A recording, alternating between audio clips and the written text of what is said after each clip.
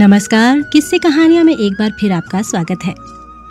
प्रस्तुत है मुंशी प्रेमचंद द्वारा लिखे उपन्यास गबन का भाग 16। कई दिनों के बाद एक दिन कोई 8 बजे रमा पुस्तकालय से लौट रहा था कि मार्ग में उसे कई युवक शतरंज के किसी नक्शे की बातचीत करते मिले।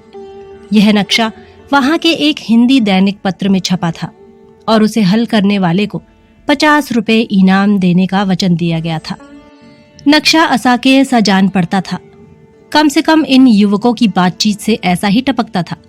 यह भी मालूम हुआ कि वहां के और भी कितने ही शतरंजबाजों ने उसे हल करने के लिए भरपूर जोर लगाया, पर कुछ पेश न गई। अब रमा को याद आया कि पुस्तकालय में एक पत्र पर बहुत से आदमी झुके हुए थे और उस नक्शे की नकल कर रहे थे। जो आता था 2-4 मिनट तक वह पत्र देख लेता था। अब मालूम हुआ यह बात थी।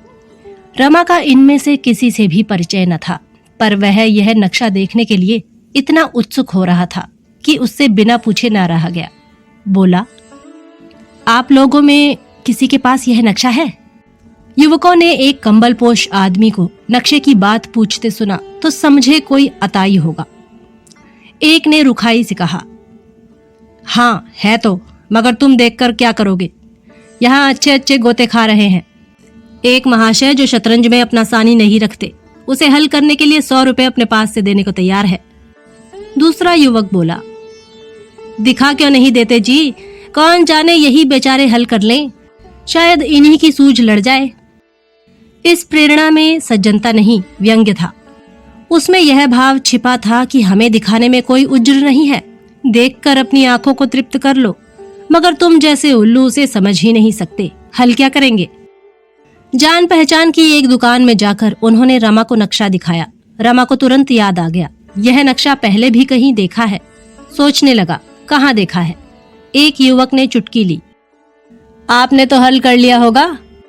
दूसरा बोला, अभी नहीं किया तो एक क्षण में किए लेते हैं। तीसरे ने कहा, जरा 2-1 चाल बताइए तो। रमा ने उत्तेजित होकर कहा, यह मैं नहीं कहता कि उसे हल कर ही लूंगा, मगर ऐसा नक्शा मैंने एक बार हल किया है और संभव है इसे भी हल कर लूं। जरा कागज पेंसिल दीजिए तो नकल कर लूं। युवकों का अविश्वास कुछ कम हुआ। रमा को कागज पेंसिल मिल गया। एक क्षण में उसने नक्शा नकल कर लिया और युवकों को धन्यवाद देकर चला। एकाएक उसने फिर कर पूछा, जवाब किसके पास भेजना होगा? एक युवक ने कहा, प्रजामित्र के संपादक के पास। रमा ने घर पहुंचकर उस नक्शे पर दिमाग लगाना शुरू किया, लेकिन मोहरों की चालें सोचने की जगह वह यह सोच रहा था कि यह नक्शा कहाँ देखा है। शायद याद आते ही उसे नक्शे का हल भी सूझ जाएगा। अन्य प्राणियों की तरह मस्तिष्क भी कार्य में तत्पर ना होकर बहाने खोजता है। कोई आधार मिल जाने से वह मानो छुट्टी पा जाता है। रमा आधी रात तक नक्शा सामने खोले बैठा रहा। शतरंज की जो बड़ी बड़ी मार्के की बाजियां खेली थी, उन सब का नक्शा उसे याद था, पर यह नक्शा कहाँ देखा है? सहसा उसकी आंखों के सामने बिजली सी कौंध गई। खोई हुई स्मृति मिल गई। आहा, राजा साहब ने यह नक्शा दिया था। हाँ ठीक है। लगातार 3 दिन दिमाग लड़ाने के बाद इसे उसने हल किया था। नक्शे की नकल भी कर लाया था। फिर तो उसे एक एक चाल याद आ गई। एक क्षण में नक्शा हल हो गया। उसने उल्लास के नशे में जमीन पर 2-3 कुलाचे लगाई, मूंछों पर ताव दिया, आईने में मुंह देखा और चारपाई पर लेट गया। इस तरह अगर महीने में एक नक्शा मिलता जाए तो क्या पूछना। देवी दिन अभी आग सुलगा रहा था कि रमा प्रसन्न मुख आकर बोला, दादा जानते हो प्रजामित्र अखबार का दफ्तर कहाँ है? देवी दीन ने कहा, जानता क्यों नहीं हूँ, यहाँ कौन अखबार है जिसका पता मुझे ना मालूम हो। प्रजामित्र का संपादक एक रंगीला युवक है जो हरदम मुंह में पान भरे रहता है। मिलने जाओ तो आंखों से बातें करता है, मगर है हिम्मत का धनी। 2 बेर जेल हो आया है। रमा ने कहा, आज जरा वहां तक जाओगे?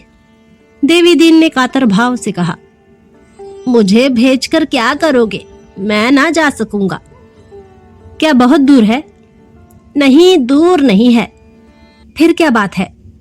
देवी दीन ने अपराधियों के भाव से कहा, बात कुछ नहीं है, बुढ़िया बिगड़ती है, उसे वचन दे चुका हूँ कि सुदेसी विदेशी के झगड़े में ना पड़ूंगा, ना किसी अखबार के दफ्तर में जाऊंगा। उसका दिया खाता हूं तो उसका हुक्म भी तो बजाना पड़ेगा। रमा ने मुस्कुरा कर कहा, दादा तुम तो दिल लगी करते हो, मेरा एक बड़ा जरूरी काम है। उसने शतरंज का एक नक्शा छापा था जिस पर 50 रुपया इनाम है। मैंने वह नक्शा हल कर दिया है। आज छप जाए तो मुझे यह इनाम मिल जाए। अखबारों के दफ्तर में अक्सर खुफिया पुलिस के आदमी आते जाते रहते हैं, यही भय है, नहीं मैं खुद चला जाता। लेकिन तुम नहीं जा रहे हो तो लाचार मुझे ही जाना पड़ेगा। बड़ी मेहनत से यह नक्शा हल किया है, सारी रात जागता रहा हूँ।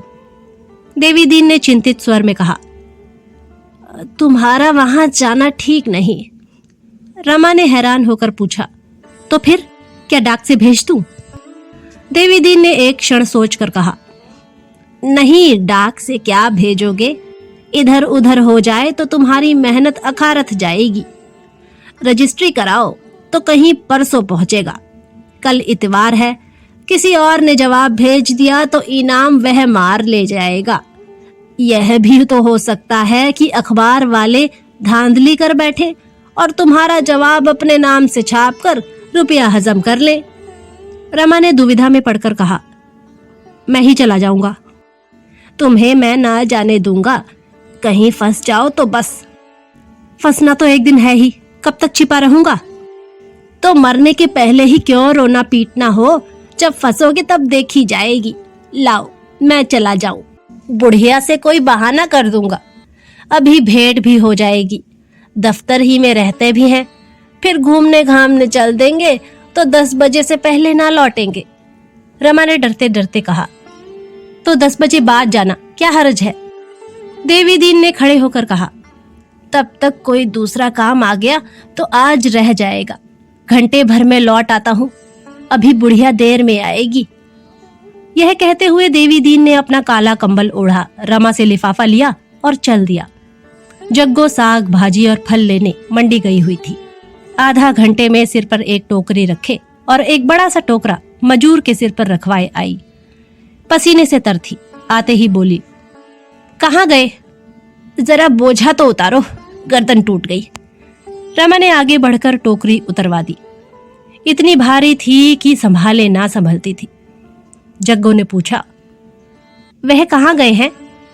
रमा ने बहाना किया, मुझे तो नहीं मालूम, अभी इसी तरफ चले गए हैं।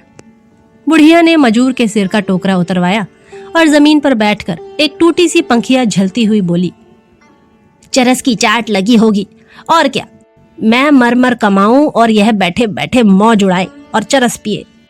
रमा जानता था देवी दीन चरस पीता है, पर बुढ़िया को शांत करने के लिए बोला, क्या चरस पीते हैं? मैंने तो नहीं देखा। बुढ़िया ने पीठ की साड़ी हटाकर उसे पंखी की डंडी से खुजाते हुए कहा, इनसे कौन नशा छूटा है? चरस यह पिए, गांजा यह पिए, शराब इन्हें चाहिए, भांग इन्हें चाहिए। हाँ, अभी तक अफीम नहीं खाई, या राम जाने खाते हो, मैं कौन हरदम देखती रहती हूँ। मैं तो सोचती हूँ कौन जाने आगे क्या हो, हाथ में 4 पैसे होंगे तो पराये भी अपने हो जाएंगे। पर इस भले आदमी को रत्ती भर चिंता नहीं सताती, कभी तीरथ है, कभी कुछ। मेरा तो नाक पर उंगली रखकर नाक में दम आ गया है। भगवान उठा ले जाते तो यह कुसंग तो छूट जाती। तब याद करेंगे लाला, तब जग्गो कहाँ मिलेगी जो कमा कमा कर गुलछर्रे उड़ाने को दिया करेगी। तब रक्त के आंसू ना रोए तो कह देना कोई कहता था। मजूर से बोली, क्या पैसे हुए तेरे? मजूर ने बीड़ी जलाते हुए कहा, बोझा देख लो दाई, गर्दन टूट गई। जग्गो ने निर्दयी भाव से कहा, हाँ, गर्दन टूट गई, बड़ी सुकुमार है ना, यह ले, कल फिर चले आना। मजूर ने कहा, यह तो बहुत कम है, मेरा पेट ना भरेगा। जग्गो ने 2 पैसे और थोड़े से आलू देकर उसे विदा किया और दुकान सजाने लगी। सहसा उसे हिसाब की याद आ गई। रमा से बोली, भैया जरा आज का खर्चा तो टाक दो, बाजार में जैसे आग लग गई है। बुढ़िया छबड़ियों में चीजें लगा लगा कर रखती जाती थी और हिसाब भी लिखाती जाती थी। आलू, टमाटर, कद्दू, केले, पालक, सेम, संतरे, गोभी, सब चीजों का तौल और दर उसे याद था। रमा से दोबारा पढ़वा कर उसने सुना, तब उसे संतोष हुआ। इन सब कामों से छुट्टी पाकर उसने अपनी चिलम भरी और मोढ़े पर बैठकर पीने लगी। लेकिन उसके अंदाज से मालूम होता था कि वह तंबाकू का रस लेने के लिए नहीं, दिल को जलाने के लिए पी रही है। एक क्षण के बाद बोली, दूसरी औरत होती तो घड़ी भर इसके साथ निभाह ना होता। घड़ी भर पहर रात से चक्की में जुट जाती हूँ और 10 बजे रात तक दुकान पर बैठी सती होती रहती हूँ। खाते पीते 12 बजते हैं, तब जाकर 4 पैसे दिखाई देते हैं और जो कुछ कमाती हूँ यह नशे में बर्बाद कर देता है। 7 कोठरी में छिपा के रखूं पर इसकी निगाह पहुंच जाती है, निकाल लेता है। कभी एक आध चीज बस्त बनवा लेती हूँ तो वह आंखों में गड़ने लगती है, तानों से छेदने लगता है। भाग में लड़कों का सुख भोगना नहीं बदा था तो क्या करूं, छाती फाड़ के मर जाऊं? मांगे से मौत भी तो नहीं मिलती। सुख भोगना लिखा होता तो जवान बेटे चल देते और इस पियक्कड़ के हाथों मेरी यह सांसत होती। इसी ने सुदेसी के झगड़े में पड़कर मेरे लालों की जान ले ली। आओ इस कोठरी में भैया तुम्हें मुकद्दर की जोड़ी दिखाओ। दोनों इस जोड़ी से 500-500 हाथ उधरते थे। अंधेरी कोठरी में जाकर रमा ने मुकद्दर की जोड़ी देखी। उस पर वार्निश थी, साफ सुथरी, मानो अभी किसी ने उधर कर रख दिया हो। बुढ़िया ने सगर्व नजरों से देखकर कहा, लोग कहते थे कि यह जोड़ी महाब्राह्मण को दे दे, तुझे देख देख कलक होगा। मैंने कहा, यह जोड़ी मेरे लालों की जुफल जोड़ी है, यही मेरे दोनों लाल हैं। बुढ़िया के प्रति आज रमा के हृदय में असीम श्रद्धा जागृत हुई। कितना पावन धैर्य है, कितनी विशाल वत्सलता, जिसने लकड़ी के इन 2 टुकड़ों को जीवन प्रदान कर दिया है। रमा ने जग्गों को माया और लोभ में डूबी हुई, पैसे पर जान देने वाली, कोमल भावों से सर्वथा विहीन समझ रखा था। आज उसे विदित हुआ कि उसका हृदय कितना स्नेहमय, कितना कोमल, कितना मनस्वी है। बुढ़िया ने उसके मुंह की ओर देखा तो न जाने क्यों उसका मात हृदय उसे गले लगाने के लिए अधीर हो उठा। दोनों के हृदय प्रेम के सूत्र में बंध गए। एक ओर पुत्र स्नेह था, दूसरी ओर मातृ भक्ति। वह मालिन्य जो अब तक गुप्त भाव से दोनों को पृथक किए हुए था, आज एकाएक दूर हो गया। बुढ़िया ने कहा, मुंह हाथ धो लिया है ना बेटा? बड़े मीठे संतरे लाई हूं, एक लेकर चखो तो। रमा ने संतरा खाते हुए कहा, आज से मैं तुम्हें अम्मा कहा करूंगा। बुढ़िया के शुष्क ज्योतिहीन ठंडे कृपण नजरों से मोती के से 2 बिंदु निकल पड़े।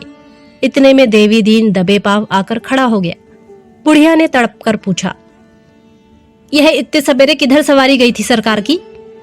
देवी ने सरलता से मुस्कुराकर कहा, कहीं नहीं, जरा एक काम से चला गया था। क्या काम था? जरा मैं भी तो सुनूं, या मेरे सुनने लायक नहीं था? पेट में दर्द था, जरा वैद्य जी के पास चूरन लेने गया था। झूठे हो तुम, उड़ो उससे जो तुम्हें जानता ना हो। चरस की टोह में गए थे तुम? नहीं, तेरे चरण छूकर कहता हूँ, तू झूठ मूठ मुझे बदनाम करती है। तो फिर कहाँ गए थे तुम? बता तो दिया, रात खाना 2 और ज्यादा खा गया था, सो पेट फूल गया और मीठा मीठा। झूठ है, बिल्कुल झूठ। तुम चाहे झूठ बोलो, तुम्हारा मुंह साफ कहे देता है, यह बहाना है। चरस गांजा इसी टोह में गए थे तुम, मैं एक ना मानूंगी। तुम्हें इस बुढ़ापे में नशे की सूझती है, यहाँ मेरी मरण हुई जाती है। सवेरे के गए गए 9 बजे लौटे हैं, जानो यहाँ कोई इनकी लौंडी है। देवी दीन ने एक झाड़ू लेकर दुकान में झाड़ू लगाना शुरू किया, पर बुढ़िया ने उसके हाथ से झाड़ू छीन लिया और पूछा, तुम अब तक थे कहाँ? जब तक यह ना बताओगे भीतर घुसने ना दूंगी। देवी दीन ने सिट पिटाकर कहा, क्या करोगी पूछकर? एक अखबार के दफ्तर में तो गया था, जो चाहे कर ले। बुढ़िया ने माथा ठोक कर कहा, तुमने फिर वही लत पकड़ी। तुमने कान ना पकड़ा था कि अब कभी अखबारों के नगीच ना जाऊंगा? बोलो, यही मुंह था कि कोई और? तू बात तो समझती नहीं, बस बिगड़ने लगती है। खूब समझती हूँ। अखबार वाले दंगा मचाते हैं और गरीबों को जेल में ले जाते हैं। आज 20 साल से देख रही हूँ, वहां जो आता जाता है पकड़ लिया जाता है। तलाशी तो आए दिन हुआ करती है। क्या बुढ़ापे में जेल की रोटियां तोड़ोगे? देवी दीन ने एक लिफाफा रमानाथ को देकर कहा, यह रुपए है भैया, गिन लो। देख, यह रुपए वसूल करने गया था, जी ना मानता हो तो आधे ले ले। बुढ़िया ने आंखें गाड़ कर कहा, अच्छा, तो तुम अपने साथ इस बेचारे को भी डुबा देना चाहते हो। तुम्हारे रुपए में आग लगा दूंगी। तुम रुपए मत लेना भैया, जान से हाथ धोओगे। अब सेंत में आदमी नहीं मिलते तो सब लालच दिखाकर लोगों को फंसाते हैं। बाजार में पहरा दिलावेंगे, अदालत में गवाही करावेंगे। फेंक दो उसके रुपए, जितने रुपए चाहो मुझसे ले जाओ। जब रमानाथ ने सारा वृतांत कहा तो बुढ़िया का चित्त शांत हुआ।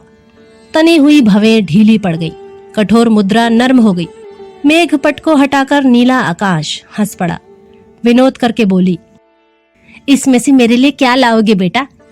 रमा ने लिफाफा उसके सामने रखकर कहा, तुम्हारे तो सभी है अम्मा, मैं रुपए लेकर क्या करूंगा? घर क्यों नहीं भेज देते? इतने दिन आए हो गए, कुछ भेजा नहीं। मेरा घर यही है अम्मा, कोई दूसरा घर नहीं है। बुढ़िया का मातृत्व वंचित हृदय गदगद हो उठा। इस मातृ भक्ति के लिए कितने दिनों से उसकी आत्मा तड़प रही थी। इस कृपण हृदय में जितना प्रेम संचित हो रहा था, वह सब माता के स्तन में एकत्र होने वाले दूध की भांति बाहर निकलने के लिए आतुर हो गया। उसने नोटों को गिनकर कहा, 50 है बेटा, 50 मुझसे और ले ले। चाय का पतीला रखा हुआ है, चाय की दुकान खोल दो। यहीं एक तरफ 4-5 मोढ़े और मेज रख देना। तो 2 घंटे सांझ सवेरे बैठ जाओगे तो गुजर भर को मिल जाएगा। हमारे जितने गाहक आवेंगे उनमें से कितने ही तो चाय भी पी लेंगे। देवी दीन बोला, तब चरस के पैसे मैं इस दुकान से लिया करूंगा। बुढ़िया ने विहसित और पुलकित नजरों से देखकर कहा, कौड़ी कौड़ी का हिसाब लूंगी, इस उधर में न रहना। रमा अपने कमरे में गया तो उसका मन बहुत प्रसन्न था। आज उसे कुछ वही आनंद मिल रहा था जो अपने घर भी कभी न मिला था। घर पर जो स्नेह मिलता था वह उसे मिलना ही चाहिए था। यहाँ जो स्नेह मिला वह मानो आकाश से टपका था। उसने स्नान किया, माथे पर तिलक लगाया और पूजा का स्वांग भरने बैठा कि बुढ़िया आकर बोली, बेटा तुम्हें रसोई बनाने में बड़ी तकलीफ होती है।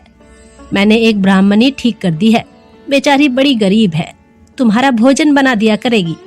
उसके हाथ का तो तुम खा लोगे। नेम कर्म से रहती है बेटा, ऐसी बात नहीं है। मुझसे रुपए पैसे उधार ले जाती है, इसी से राजी हो गई है। उन वृद्ध आंखों से प्रगाढ़ अखंड मातृत्व झलक रहा था। कितना विशुद्ध, पवित्र, ऊंच नीच और जाति मर्यादा का विचार आप ही आप मिट गया। बोला, जब तुम मेरी माता हो गई तो फिर काहे का छूत विचार? मैं तुम्हारे ही हाथ का खाऊंगा। बुढ़िया ने जीभ दांतों से दबाकर कहा, अरे नहीं बेटा, मैं तुम्हारा धर्म ना लूंगी। कहाँ तुम ब्राह्मण और कहाँ हम खटिक, ऐसा कहीं हुआ है? मैं तो तुम्हारी रसोई में खाऊंगा। जब माँ बाप खटिक है तो बेटा भी खटिक है। जिसकी आत्मा बड़ी हो वही ब्राह्मण है। और जो तुम्हारे घर वाले सुने तो क्या कहें? मुझे किसी के कहने सुनने की चिंता नहीं है अम्मा। आदमी पाप से नीच होता है, खाने पीने से नीच नहीं होता। प्रेम से जो भोजन मिलता है वह पवित्र होता है, उसे तो देवता भी खाते हैं। बुढ़िया के हृदय में भी जाति गौरव का भाव उदय हुआ। बोली, बेटा खटिक कोई नीच जाति नहीं है। हम लोग ब्राह्मण के हाथ का भी नहीं खाते, कहार का पानी तक नहीं पीते, मांस मछली हाथ से नहीं छूते। कोई कोई शराब पीते हैं मुदा लुक छिप कर। इसने किसी को नहीं छोड़ा बेटा। बड़े बड़े तिलकधारी गटागट पीते हैं, लेकिन मेरी रोटियां तुम्हें अच्छी नहीं लगेंगी। रमा ने मुस्कुराकर कहा, प्रेम की रोटियों में अमृत रहता है अम्मा, चाहे गेहूं की हो या बाजरे की। बुढ़िया यहाँ से चली तो मानो अंचल में आनंद की निधि भरे हो।